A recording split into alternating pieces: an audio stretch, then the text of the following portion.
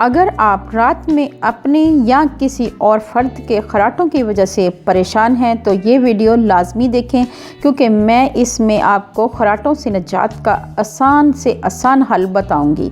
तो आपने वीडियो को आखिर तक लाजमी देखना है और इस वीडियो को ज़्यादा से ज़्यादा शेयर करें ताकि दूसरे भी लोग इससे मुस्तफ़ीद हो सकें। अस्सलामुअलैकुम, मैं हूँ रुबीना। तो फिर देर किस बात की, वीडियो को शुरू करते हैं। जी हाँ व्यूअर्स, जब हम सोते हैं तो हमारा जिस्म सुकून में होता है, पुरसुकून होता है और हमारे गले के पट्टे ढीले हो जाते हैं।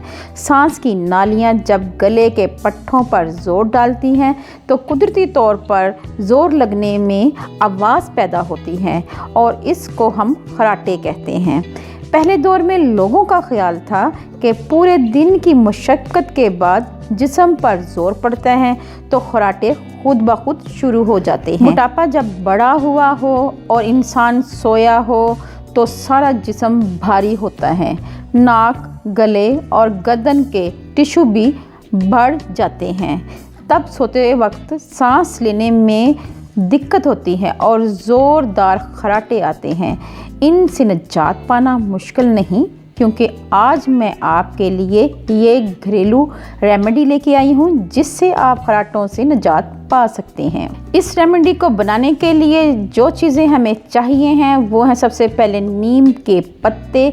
आपने 10 से 12 नीम के पत्ते लेने हैं, नमक 1 चुटकी भर लेना है और ताज़ा पानी 1 गिलास लेना है।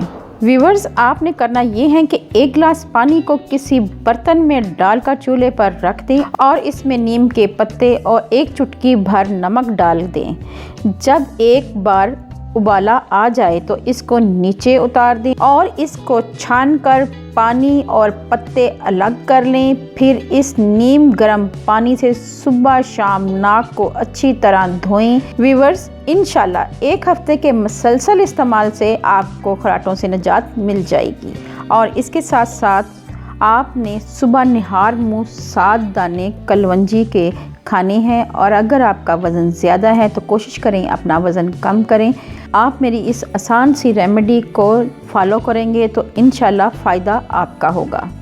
अगर आपको मेरी ये रेमेडी अच्छी लगे तो मेरे चैनल को सब्सक्राइब करें और अपने फैमिली फ्रेंड में लाजमी शेयर करें ताकि ज़्यादा से ज़्यादा लोग इससे मुस्तफ़ीद हो सकें। अल्लाह पाक आपको सेहत तंदुरुस्ती वाली ज़िंदगी दे, आप पे रहमतें करें, आप पे बरकतें नाज़िल करें। अपना और अपने प्यारों का ख्याल रखें, दुआओं में मुझे याद रखें। अल्लाह हाफिज़।